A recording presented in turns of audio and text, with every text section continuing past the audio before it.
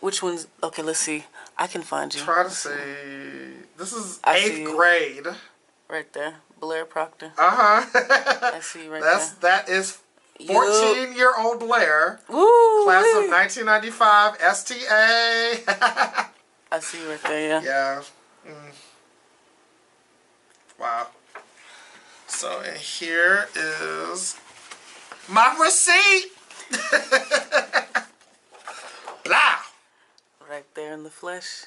Doctor of Philosophy. Yes, indeed. African American and African Studies. AAAS. That's right. Michigan State University right there. Go green. So what, can you tell us, what does that, like, looking at that, what does that represent to you? It represents my father. It represents my mother. It represents all of my ancestors who paved the way for me to be able to have this opportunity. That's all I can say. Word. So, yeah. True stuff. All right. Okay, so I decided to make this documentary because for me,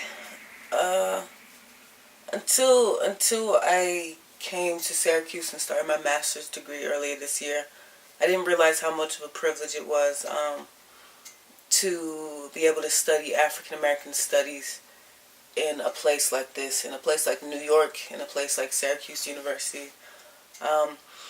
And for me, choosing Blair as my subject matter for the documentary meant a lot because he probably is one of the most genuine people I've met since I've been here in this department.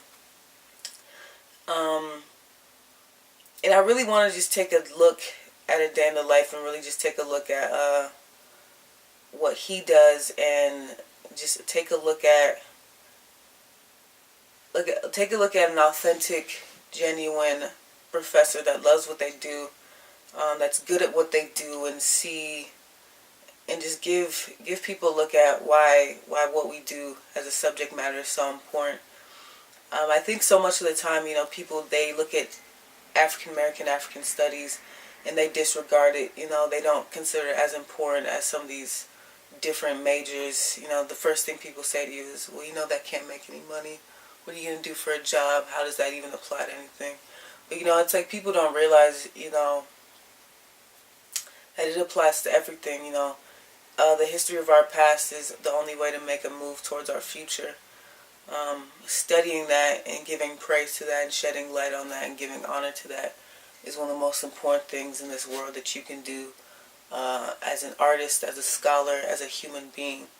And for me, that's a very important thing. Blair, I feel like he personifies that exactly. When I think of AAS, I really do think Blair, he's the main one that comes to mind. He literally is like the perfect image for that. He stands in that light, and I can't wait for you all to watch this documentary and get to know Dr. Blair Proctor a little better.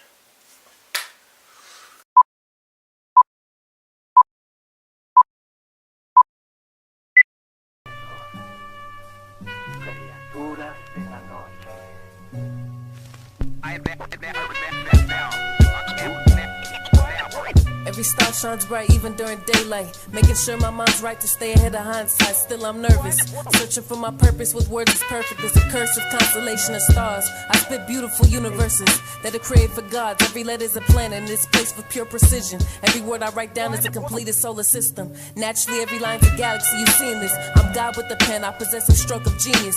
My universe is made by placing all the perfect pieces and regions that needed it. Articulate my thesis, then through sums of several pieces. And my phone is unavailable. You can't reach me or anything I've done. If you think I won't succeed, then you're as dumb as a man with a gun. I'm probably somewhere on a stump in some woods on tons of drugs. I'm probably looking at the sky thinking who, what, when, and why. Where am I and am I fine? Rhyming like a field of trees full of autumn leaves. I just do it like the droplets in the morning water leaves. So right now, I am walking to go meet Blair Proctor, or Dr. Blair Proctor.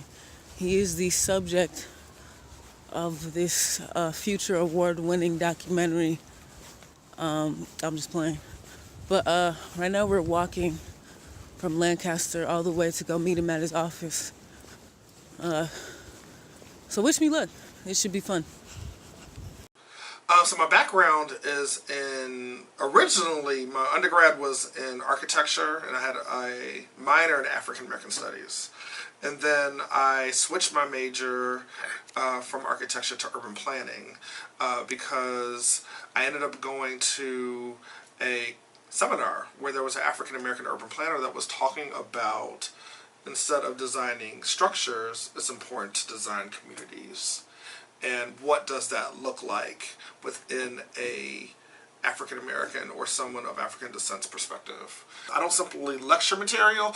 It's important that I hear from the students themselves, not only so that I know that they've read, but also so that they're able to bring in their lived experiences into the material that we are reviewing for discourse for the week.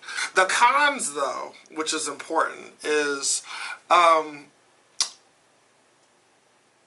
you have to watch what you say.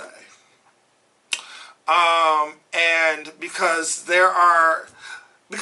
in Black studies, because I politically still see it as Black studies,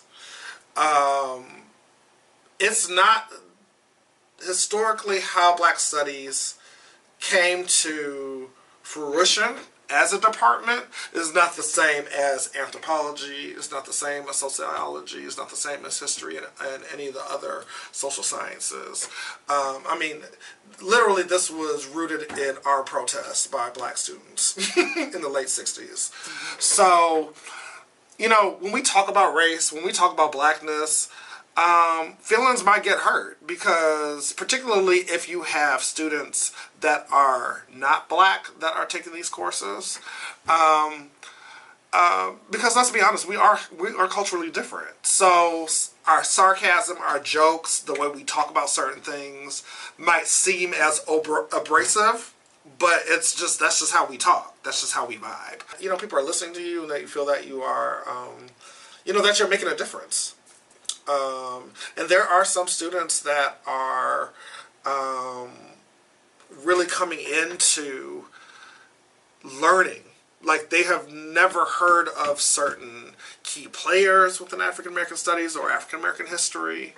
And that's where I feel that is my duty to really teach and educate, as opposed to if they took the class somewhere else, they might not have gotten the information that way.